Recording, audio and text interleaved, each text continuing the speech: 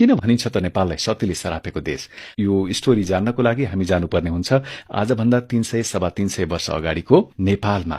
त्यतिखेर नेपाल भनेर बुझिन्थ्यो काठमाडौँ उपत्यकालाई, र काठमाडौँ उपत्यकामा त्यतिखेर 3वटा राज्य थिए, कान्तिपुर, पाटन र भक्तपुर। त्यसो भए यी सती को थिइन् जसले चाहिँ चितामा चढ्नु अघि नेपाललाई श्राप दिएर गइन्?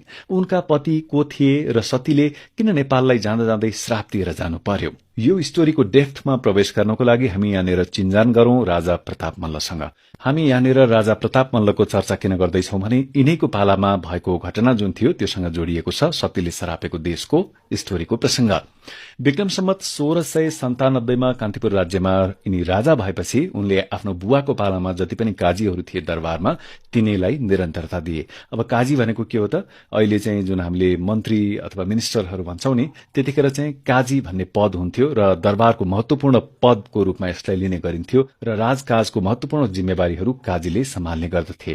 प्रताप मल्लका पालामा को काजीहरू थिए त काठमाडौँमा?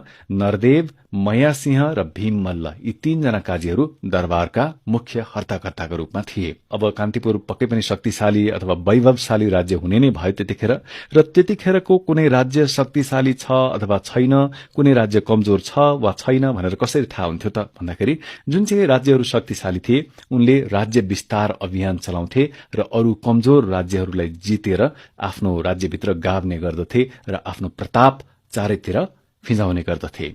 यहाँनिर अब प्रताप मल्लले राज्य विस्तार गर्ने भए र तिब्बत क्षेत्रलाई, तिब्बतको साइडलाई तह लगाउने र त्यसलाई जितेर कान्तिपुरमा मिलाउने जिम्मा कसको काँधमा आइपर्यो त? काजी भीम मल्लको काँधमा आइपर्यो। र मैले यहाँनिर काजी भीम मल्लको जुन नाम छ त्यसलाई यो रातो अक्षरमा किन लेखेको हुँ भने यो जुन समग्र स्टोरीको आज हामी चर्चा गर्दैछौं त्यो यिनै काजी भीम मल्लसँग जोडिएको स्टोरी हो। काजी भीम मल्लको बारेमा अलिकति जानकारी लिउँ। अब काजी भीम मल्लले तिब्बतसँग कस्तो सन्धि गरे त त्यो हेरौं। तिब्बतमा नेपाली साहुहरूले 32 कोठी दोकान खोल्न पाउने, जुन चाहिँ अफिसियल रूपमा, आधिकारिक रूपमा नेपालका व्यापारीहरू गएर तिब्बतमा दोकान खोल्न पाउने भए। तिब्बतमा नेपाली वाणिज्य दूत रहने र तिब्बती र नेपाली बीच झगडा भयो भने उसैले मध्यस्थता गर्ने, यो पनि अभियसली नेपालकै पक्षमा भयो। र तिब्बतमा नेपाली मुद्रा चल्ने, यो असाध्यै महत्वपूर्ण मुद्दा यो सन्धिमा उल्लेख गरिएको थियो, लिखित सन्धि थियो यो। र यसको पछि कस्तोसम्म भयो भने नेपालले 3 लाख तोला मोहरसम्म वर्षेनी तिब्बतमा पठायो। तिब्बतको जति पनि मार्केट थियो सब नेपालको पैसा चल्ने, नेपालको मुद्रा चल्ने भयो। र यो सम्झौता पछि मल्लकालीन राजाहरूको राजकाज सकिसकेपछि पृथ्वीनारायण शाहसम्म आइपुग्दासम्म पनि चलिराखेको थियो। काजी भीम मल्ल काठमाडौँ ढोकाटोलका बासिन्दा थिए। यिनी स्वामी भक्त थिए। स्वामी भक्त भनेको के भने त्यतिखेर राजा स्वामी हुने गर्दथे, मालिक हुने गर्दथे, देशको सर्वेसर्वा उनै हुने गर्दथे र यिनी एकदम राजाको सेवामा, मालिकको सेवामा दत्तचित्त रहने व्यक्ति थिए। र यिनी सैन्य परिचालनमा एकदम कुशल थिए, व्यापारमा त्यस्तै चतुर थिए, कूटनीतिमा त्यस्तै पारंगत थिए र देशका लागि मर्न मार्न तयार हुने व्यक्ति थिए। देश हितको लागि जेसुकै गर्न पनि तयार हुने व्यक्ति थिए। अब हामी काजी भीम मल्लसँगै एकैछिन तिब्बत प्रस्थान गरौं। यिनले कान्तिपुरको सेनाको नेतृत्व गरेर तिब्बतमाथि आक्रमण शुरू गरे र कुती, केरुङ र खासा लगायतका जति पनि त्यो क्षेत्रमा ठाउँहरू छन् महत्वपूर्ण, त्यहाँ कब्जा जमाउन पुगे र त्यहाँ मात्रै उनी अडिएनन्, तिब्बतमा भित्रभित्र छिर्न थाले। आफ्नो भित्री क्षेत्रमा समेत कान्तिपुरको सेना प्रवेश गर्न थालेपछि तिब्बत डरायो र काजी भीम मल्ल समक्ष सन्धि गर्ने प्रस्ताव पठायो। अब यहाँनिर तिब्बत डराउनुको अर्थ के हुन्छ भने तिब्बत तल पर्यो, जसले चाहिँ सन्धि गर्न प्रस्ताव गर्यो। यसमा कान्तिपुर पक्षलाई फाइदा के हुनेवाला थियो भने शर्तहरू आफूले सेट गर्न सकिन्थ्यो। अब आफूले तिब्बतलाई तह लगाएर, तिब्बतलाई तल पारेर शर्तहरू राख्न सकिन्थ्यो ताकि तिब्बतबाट बढीभन्दा बढी फाइदा लिन सकियोस्। यो सन्धिले एकदम फाइदा पुर्याएको थियो। यहाँबाट नेपाललाई जुन आर्थिक फाइदा हुन्थ्यो त्यो नेपालले आफ्नो राज्य विस्तारमा खर्च गर्न पाएको थियो। यति दूरदर्शी महत्वको सन्धि यो रहेको थियो। त्यसैगरी हामी अर्को बुँदा हेरौं। नेपाली साहुले तिब्बतमा छोरा जन्माए, नेपाली र छोरी जन्माए, तिब्बती हुने। अब यो आजको समयको पर्सपेक्टिभबाट हेर्ने हो भने चाहिँ यो भेदभावपूर्ण देखिन्छ, तर त्यतिखेर यो शर्त किन राखियो त भन्दाखेरि अब जस्तै झै झगडा भयो, झमेला आइपर्यो, त्यहाँ चाहिँ अब सबै तिब्बती छोराछोरी भयो भने त नेपालीको पक्षमा लड्दिने कोही हुँदैन। छोराहरू त बलियो बाङ्ग हुने त्यतिखेर हो, छोराहरू चाहिँ नेपाली हुने, छोरीहरू चाहिँ तिब्बती हुने भनेर शर्त राखियो, जुन चाहिँ त्यतिखेरको सन्दर्भमा यो पनि नेपालकै पक्षमा थियो। अब यो न भूतो न भविष्यति जस्तो खालको सन्धि गरेर तिब्बतलाई घुँडा टेकाएपछि काजी भीम मल्लको बयार काठमाडौँमा चल्ने नै भयो। यो बयार भन्ने शब्द मैले इतिहासकै अध्ययनको क्रममा थाहा पाएको हुँ। बयार भनेको चाहिँ एउटा प्रभाव, हावा।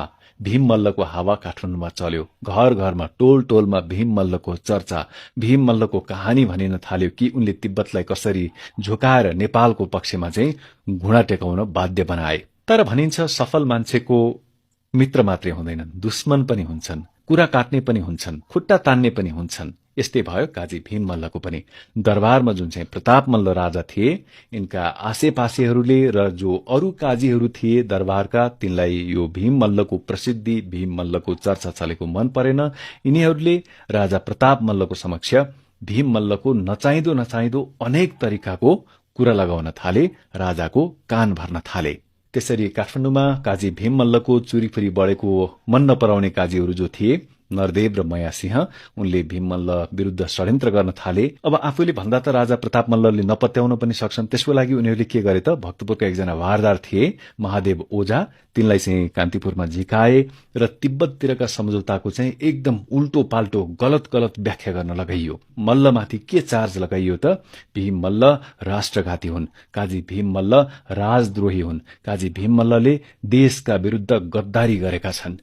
र राजा प्रताप मल्लले पत्याए पनि। किन पत्याए भने उनलाई के भने यिनीहरू सबैले मिलेर भनेदेखि, काजी भीम मल्लले जति पनि ठाउँहरू जितेका छन् त्यता तिब्बतपट्टि, त्यसै गरी भक्तपुरबाट त्यो एरियामा जाने क्रममा बाटोमा दोलखा, चरीकोट लगायत माथिका पहाड़ी इलाकाहरू जति पनि थिए, त्यसमा आफूलाई राजा घोषित गर्नेवाला छन्। यिनी अब प्रताप मल्ल हजुरलाई महाराज भनेर बस्नेवाला छैनन्, आफूलाई स्वयंलाई राजा घोषणा गर्दैछन्। त्यता नपत्याएदेखि हामी महाराज समक्ष साक्षी समेत उपस्थित गराउँछौं महाराज भनेर उनीहरूले नक्कली साक्षीहरू समेत उपस्थित गराउन थाले, जसले चाहिँ सही हो, भीम मल्लले त्यस्तो बदमाशी गर्न लागेको, राज्य विरूद्ध गद्दारी गरेको एकदम ठिक हो महाराज भनेर गलत बयान दिन थाले। त्यसपछि राजा रिसाउनु स्वाभाविकै भयो। उनले भीम मल्ललाई काठमाडौँ आउनको लागि खबर पठाए, तिमी तुरुन्तै काठमाडौँ आइपुग भनेर सन्देश पठाए। अब काजी भीम मल्ललाई यतापट्टिको त केही पनि कुरा थाहै छैन। उनी त पक्कै पनि राजा खुशी भएका छन् म देखेर भन्ने सोचिराखेका छन् र उनी खुशी हुँदै विक्रम सम्वत 1706 माघ 3 गतेको साँझ कान्तिपुर आइपुगे। र मैले सुरुमा पनि जानकारी गराएको थिएँ कि उनको घर ढोकाटोलमा थियो भनेर। उनी आफ्नो घर पनि गएनन्। घर पनि नपसिकन दरबारको प्रांगणमा रहेको मल्लहरूको इष्टदेवी तलेजु भवानीको मन्दिरमा दर्शन गर्न पुगे र त्यहाँ विधिपूर्वक दर्शन गरी उनी सोझै कहाँ गए त, महाराज प्रताप मल्लको दर्शन गर्नको लागि बसन्तपुर दरबारभित्र छिरे। तर त्यहाँ के भयो, प्रताप मल्ल जुन चाहिँ महाराज रिसाएर बसेका थिए भीम मल्लसँग, उनले एक वचन पनि नसोधिकन, सफाईको एक मौका पनि नदिइकन त्यही सैनिक लगाएर दरबारकै ढोकामा भीम मल्ललाई काट्न लगाइदिए। र तत्काल एक देशभक्त, स्वामी भक्त, एकजना इमान्दार मान्छेको, इमान्दार भारदारको ठाउँको ठाउँ निधन हुन पुग्यो। हो, अब यहीँनिर आउँछ सतीको प्रसंग। काजी भीम मल्ल त मरेर गइहाले। त्यतिखेर कान्तिपुर राज्यमा यो उपत्यकामा सती प्रथाको चलन कायमै थियो। आफ्नो पति मरेपछि श्रीमतीहरू पनि उनीसँगै चितामा चढ्ने गर्दथे, जिउँदै उनीहरूलाई जलाइने गरिन्थ्यो। र काजी भीम मल्लको जो श्रीमती थिइन्, यिनको नाम थियो भुवन लक्ष्मी। यिनलाई पक्कै पनि थाहा थियो कि आफ्नो श्रीमान निर्दोष छन् भनेर। त्यस्ता देशभक्त, त्यस्ता स्वामी भक्त, त्यस्ता देशको भलो चाहने, हित चाहने काजीलाई राजाले जुन किसिमको मरण गराए, काजीकी पत्नी भुवन लक्ष्मी असाध्यै दुखित भइन्। उनको चित्तमा यो कुरा यति नराम्रोसँग बिज्यो कि उनले यो देशलाई श्राप दिएर गइन्। जाँदा जाँदै उनले के भनेर गइन् त, चितामा चढ्नु अगाडि उनले के भनिन् भने, देशको भलो चाहने मान्छेको यो देशमा कहिल्यै पनि भलो नहोस्। हो, त्यहीबाट यो कहानी घर घरमा नेपालीहरूको मन मनमा अमर भएर बसेको छ।